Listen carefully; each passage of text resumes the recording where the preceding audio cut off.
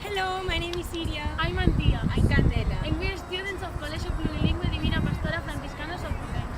And we are going to show you the history about this beautiful bridge. By car you have to cross over the Miño River across other bridges which we can see from here, such as Puente del Milenio. And in the other side, Puente Nuevo.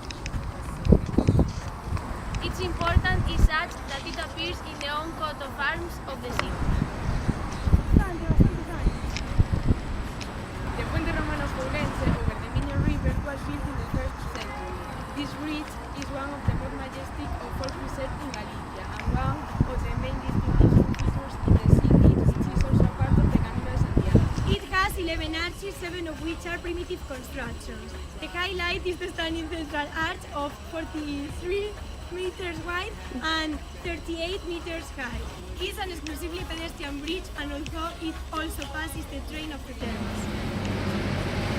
And that's it. Hope you like it. This is our favorite part of Ourense. Come here and take a selfie.